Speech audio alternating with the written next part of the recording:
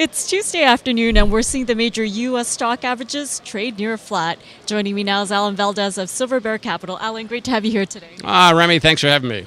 Well, all eyes will be on the Fed meeting that's taking place next week, but in the meantime, we're seeing the major U.S. equity averages tread water. So given all these expectations, we still have the jobs report. But what did you make of the latest Fed comments?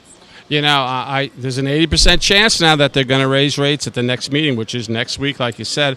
I think Friday has a lot to do with them. And you mentioned the jobs number, which will be big, but also the wages. Wages have been increasing little by little, although not my pocketbook, but they have been increasing little by little. So I think if you see a wage increase plus a good jobs number, yeah, we're going to hike rates next week. And what do you think we'll see in terms of equity market action as we approach that Fed rate decision and afterwards?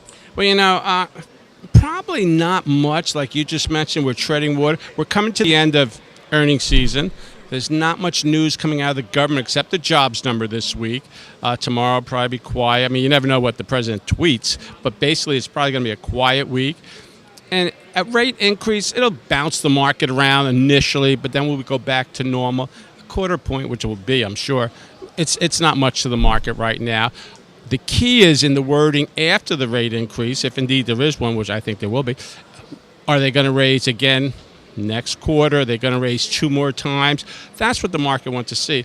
If now we get really aggressive and we do raise, 4 times by Christmas, that could start weighing on the market. But right now, another rate increase isn't going to do much.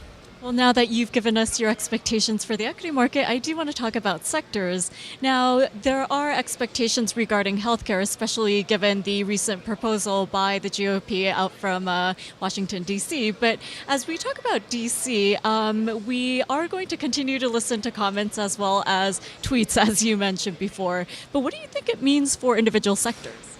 Well, sure. I mean, the healthcare sector is going to be under a microscope. It really will. We'll see what happens. I mean, right now, the Democrats are blasting this. They haven't even read it. So, I mean, it's going to take months, if not, to the end of the year to get this all straightened out, to really get it through Congress. It could be a long process, especially since a lot of it was a law. Repealing laws can take a long time.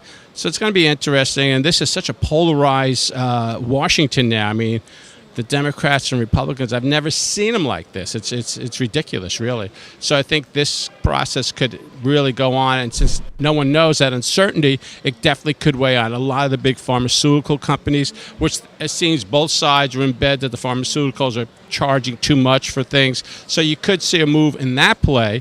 But the healthcare stocks, it's going to be a while before you see any big move. Well, Alan, last but not least, I do want to talk about the ECB. Now, that's another central bank meeting that we'll be paying attention to, especially given that the inflation target has been hit. But I think we'll also be looking at growth forecasts that come out after the meeting. But given that we have the French elections, how much of a risk event is that? And how have you factored that into your outlook? Yeah, we're keeping a close eye. Actually, I have a relative that lives in France, and I called him yesterday to see what really going on, to get a more intake on it. Because, France, that election is the most. I mean, Italy was small compared to this. If France, in fact, does elect Le Pen, I mean, she definitely wants to leave the EU, at least monetarily. So, I mean, that could be a game changer. And don't forget, right now, Merkel's in second place in Germany. I mean, I think she might get back in only because there's nobody else really running against her. But in France, Le Pen could make a move and get in there, and she definitely will change the game. And if France does leave the EU, again, that'll be a couple of years down the road. It's not going to happen overnight. That's a game changer. So, that could be the end of the EU as we know it monetarily. That's for sure.